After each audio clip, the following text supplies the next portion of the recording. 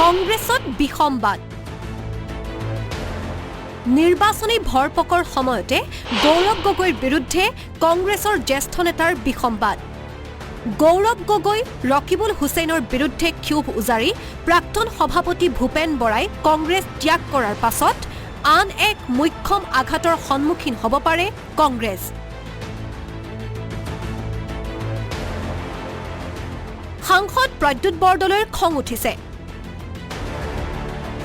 সাংসদ প্ৰদ্যুৎ বৰদলৈৰ খং উঠিছে গৌৰৱ গগৈৰ কৰ্মকাণ্ডত প্ৰদ্যুৎ বৰদলৈৰ অপচন্দৰ লোকক প্ৰাৰ্থিত্ব দিয়াত গৌৰৱ গগৈৰ বিৰুদ্ধে ক্ষোভ সাংসদজনৰ পুত্ৰ প্ৰতীক বৰদলৈক প্ৰাৰ্থিত্ব প্ৰদানৰ সময়ত কংগ্ৰেছত বংশবাদৰ প্ৰসংগৰে সৰ্বত্ৰ সমালোচিত হওঁতে নীৰৱে থকা প্ৰদ্যুৎ বৰদলৈ সৰব হৈছে লাহৰীঘাটত আসিফ নাজাৰক প্ৰাৰ্থিত্ব প্ৰদান কৰাত অসম প্ৰদেশ কংগ্ৰেছৰ তত্ত্বাৱধায়ক জিতেন্দ্ৰ সিঙলৈ পত্ৰ লিখি আসিফ নাজাৰৰ প্ৰাৰ্থিত্বৰ বিৰোধিতা কৰে প্ৰদ্যুৎ বৰদলৈয়ে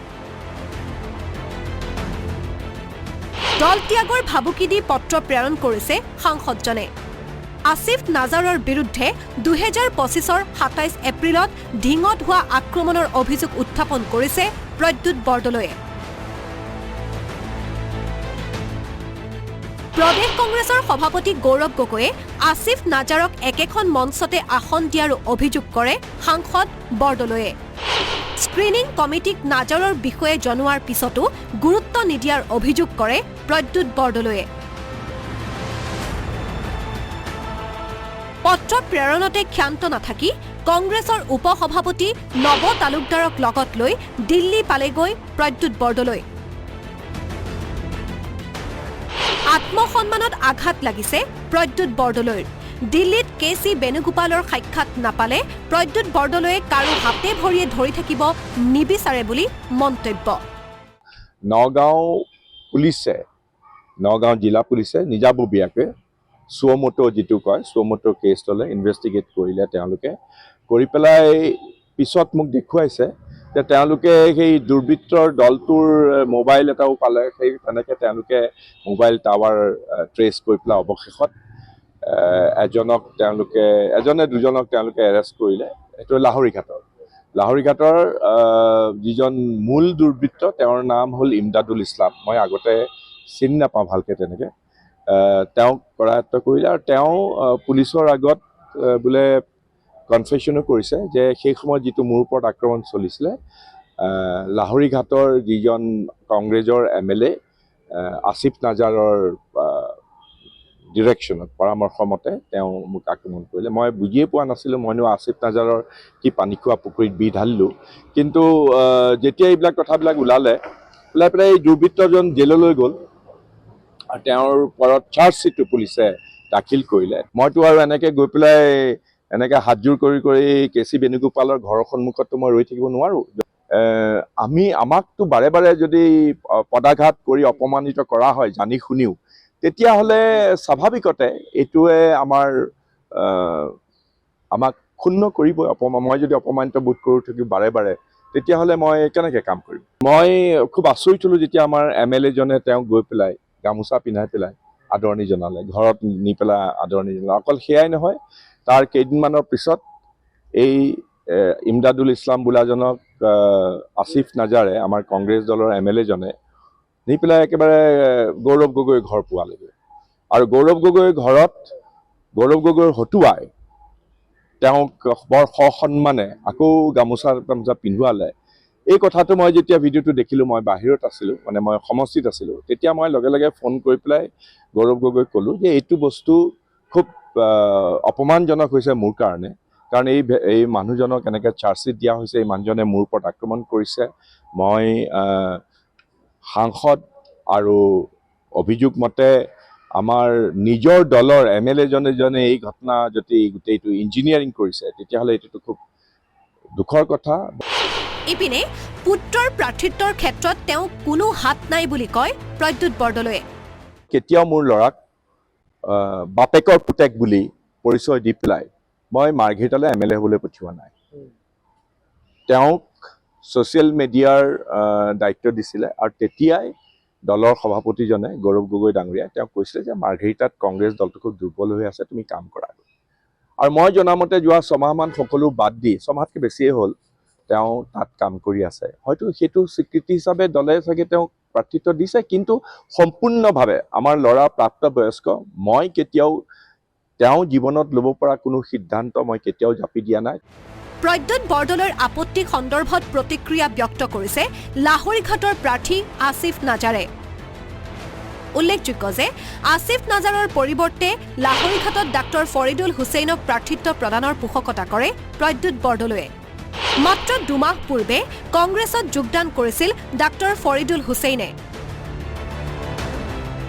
নিজৰ মানুহক প্ৰাৰ্থিত্ব দিব নোৱাৰি ক্ষোভত ফাটি পৰিছে প্ৰদ্যুৎ বৰদলৈ।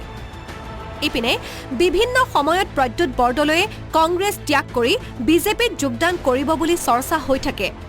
লোকসভা নিৰ্বাচনৰ সময়তো প্ৰদ্যুৎ বৰদলৈয়ে দল ত্যাগ কৰিব বুলি ব্যাপক ৰূপত চৰ্চা হৈছিল। এতিয়া দল ত্যাগৰ ভাবুকি ভৰা পত্ৰই এই চৰ্চাৰ মাত্ৰা বৃদ্ধি কৰিছে। লগে লগে প্ৰদ্যুৎ বৰদলৈৰ বিজেপিলৈ আগমন সন্দৰ্ভত প্ৰতিক্ৰিয়া ব্যক্ত কৰিলে মুখ্যমন্ত্ৰী ডক্টৰ হিমন্ত বিশ্ব শৰ্মা আৰু ৰাজ্যিক বিজেপিৰ সভাপতি দিলীপ শইকীয়াই। কংগ্ৰেছত কোনো হিন্দু নেতা থাকিব নোৱাৰে, সেই পৰিৱেশ নাই।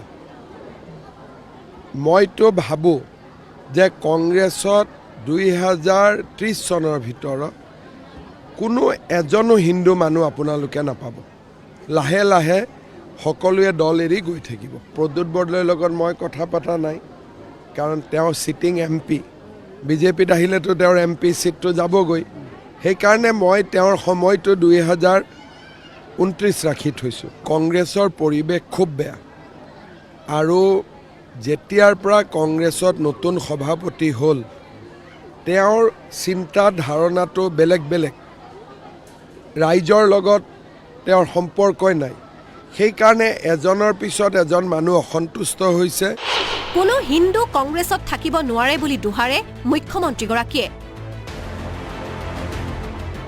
কোনো চৰ্ত নোহোৱাকৈ বিজেপিত যোগদানৰ বাবে দুৱাৰ খুলি দিলে ৰাজ্যিক বিজেপিৰ সভাপতি দিলীপ শইকীয়ায়ো। ভেকেঞ্চি বহুত মানে নায়েই, আৰু এতিয়া মানে কিউত আহিব লাগিব, আৰু যদি কিবা অতি বিশিষ্ট পৰিস্থিতি হয় তেতিয়া। কাৰণ ৰাজনৈতিক যেতিয়া নিৰ্বাচন আহে তেতিয়া পথ পৰিৱৰ্তনবিলাক হৈ থাকে, এইটো আপোনালোকেও জানে। যদি তেনেকুৱা বিশেষ পৰিস্থিতি, বিশেষ পথ পৰিৱৰ্তন হয় তেতিয়া দেখা যাব। কিন্তু বিজেপিলৈ আহিব বিচাৰিলে প্ৰদ্যুৎ বৰদলৈ ডাঙৰীয়াই হওক, নৱ তালুকদাৰ ডাঙৰীয়াই হওক, বিজেপিলৈ আহিব পাৰে উইদাউট এনি কণ্ডিশ্যন। আনহাতে প্ৰদ্যুৎ বৰদলৈৰ পক্ষত থিয় হ'ল প্ৰাক্তন সতীৰ্থ তথা বিজেপি নেতা ভূপেন বৰা। গৌৰৱ গগৈৰ দিনত কংগ্ৰেছৰ ইতিহাস শেষ হ'ব বুলি কয় ভূপেন বৰাই। তদুপৰি কংগ্ৰেছ থাকিবলৈ হ'লে প্ৰদ্যুৎ বৰদলৈ, দেৱব্ৰত শইকীয়াই ৰকিবুল হুছেইনৰ শৰণ ল'ব লাগিব বুলিও মন্তব্য কৰে ভূপেন বৰাই। যদি স্বাভিমানী অসমীয়া কংগ্ৰেছত থাকিবলৈ হয় তেতিয়াহ'লে ৰকিবুল হুছেইনৰ ঘৰত গৈ পেলাই শৰণ ল'ব লাগিব।